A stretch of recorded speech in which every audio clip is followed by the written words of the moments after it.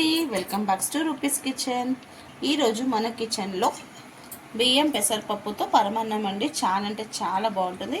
ఇప్పుడు వచ్చేదంతా festival season కాబట్టి పరమాన్నం నేను చాలా పరమాన్నం చూపించానండి. శనగపప్పుతో చూపించాను, ఇంకా పెసరపప్పుతో చూపించాను. ఇది కూడా పెసరపప్పు వేసి చేస్తున్నాను. అదొక వెరైటీ అంటే ఇది ఇంకొక వెరైటీ అండి. సో ఇప్పుడు నేను మీకు కొలతలతో చెప్తాను. ఒక కప్పు, ఇది ఒక గిన్నె ఏదైనా మీ మెజర్మెంట్కి దీంట్లో ఒక కప్పు రైస్ తీసుకున్నాను, హాఫ్ కప్పు పెసరపప్పు తీసుకున్నానండి. సో మీరు గ్లాస్లో తీసుకున్నా కూడా సేమ్ మెజర్మెంటే తీసుకోండి.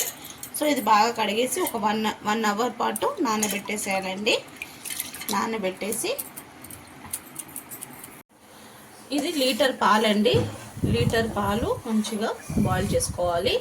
ఇవంతా నేను అన్నీ చూపించలేదండి, ఎందుకంటే వీడియో పెద్దగా అవుతుందని చెప్పేసి షార్ట్గా చేస్తామని చెప్పేసి నేను ముందే పాలు మరిగించేసుకున్నాను. ఇదిగోండి బాయిల్ అవుతుంది. ఒక 2 పొంగు వచ్చినాక నేను సిమ్లో పెట్టేసుకున్నాను. ఇలా పాలు మరుగుతుంది కదండి. ఇలా పాలు మరుగుతున్నప్పుడు మనం నానబెట్టుకున్న బియ్యము ఇంకా పెసరపప్పు దీంట్లో వేసేసుకోవాలి.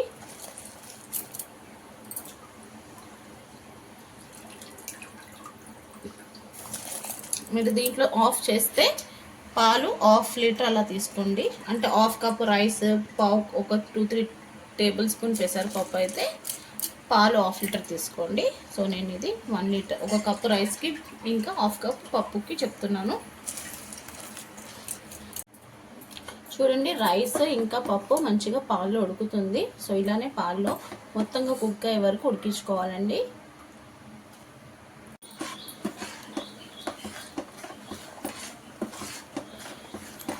ఇప్పుడు రైస్ పప్పు కుక్ అయిపోయిందని చూస్తానండి.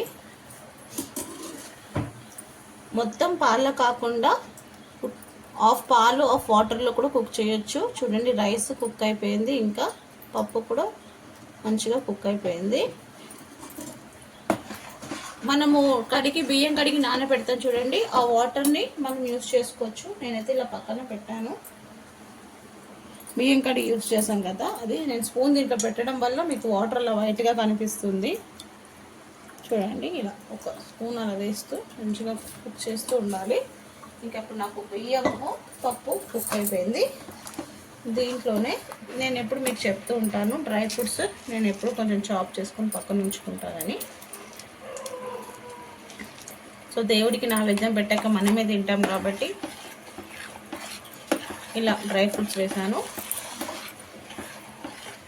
తింటూ ఉంటే మనకి మధ్య మధ్యలో తగులుతూ ఉంటుంది. సో ఇప్పుడు మంచిగా మిక్స్ చేసేసుకోవాలండి. ఇప్పుడు మనం ఏ కప్పులో అయితే రైస్ పప్పు తీసుకున్నామో అదే కప్పులో బెల్లం తీసుకోవాలండి.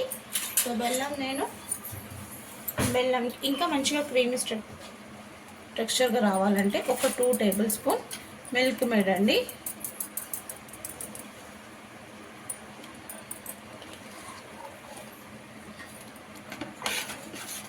మిల్క్ మేడ్ వేసేసి మిక్స్ చేసేసేయాలి. మంచి క్రీమీ టెక్స్చర్గా వస్తుందండి మిల్క్ మేడ్ వేసి, చాలా బాగుంటుంది టేస్ట్ కూడా. ఇంకా అలానే మనం బెల్లం అండి. సో బెల్లం నేను ఇలా కట్ చేసి పెట్టుకున్నాను, దీంట్లోనే ఇలా వేసేసుకోవాలి. మెల్ట్ అయిపోతుంది బెల్లము. సో మంచి బెల్లం ఉంటుందని డస్ట్ లేకుండా, చిన్న చిన్న గిస్కలు అలా లేకుండా బయట సూపర్ మార్కెట్లో దొరుకుతుంది. సో అదే బెల్లం వేస్తున్నాను నేను. అలా కాదు, ఇలా ఉంటుంది, మాకు డౌట్ ఉంది, ఏదైనా డస్ట్ ఇలా ఉంటుందంటే ఒకసారి బెల్లం వాటర్ అలా చేసేసుకొని బెల్లం వేడి నీళ్ళు పెట్టేసి కరిగించేసుకొని గ్యాస్ మీద పెట్టేసి అలా వేసేసుకోవాలి.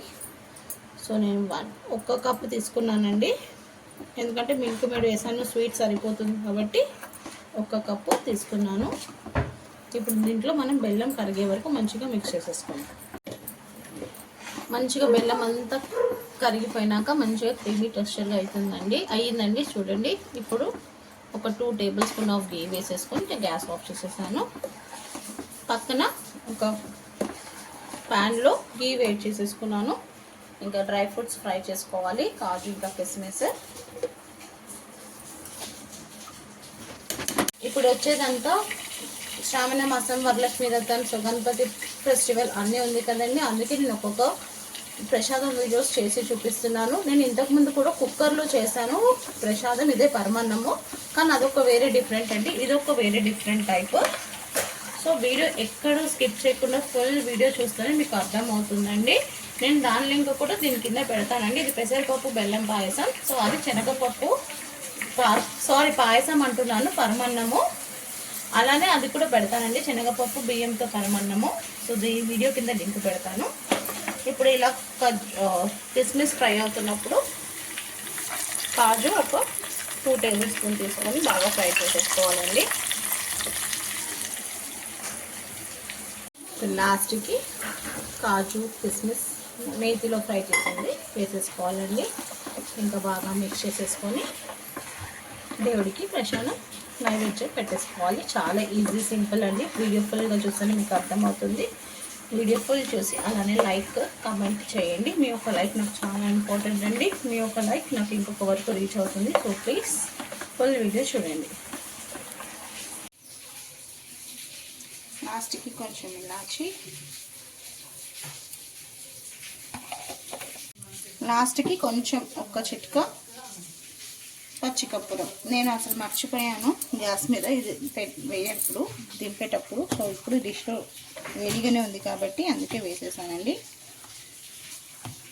కానీ మీరు గ్యాస్ మీద ఉన్నప్పుడే దించే ముందు ఇలాచి ఇంకా పచ్చికర్పూరం వేస్తే టెంపుల్లో ఉన్న స్టైల్ పరమాన్నం రెడీ అయిపోతుంది. రెడీ అయిపోయిందండి బియ్యం పెసరపప్పుతో పరమాన్నం టెంపుల్ స్టైల్. చాలా అంటే చాలా మీకు క్రీమీగా చాలా చాలా బాగుంటుంది. ఇంకెందుకండి లేట్, మీకు కూడా నచ్చినట్టయితే మీరు కూడా డెఫినెట్గా ఇలా ఒకసారి ట్రై చేయండి. నచ్చితే లైక్ చేయండి, షేర్ చేయండి. కొత్తగా ఎవరైనా మన ఛానల్ని చూస్తే సబ్స్క్రైబ్ చేసుకోండి. ప్లీజ్ వీడియో ఎక్కడ స్కిప్ చేయకుండా ఫుల్ వీడియో చూడండి. మీ రూపీస్ కిచెన్.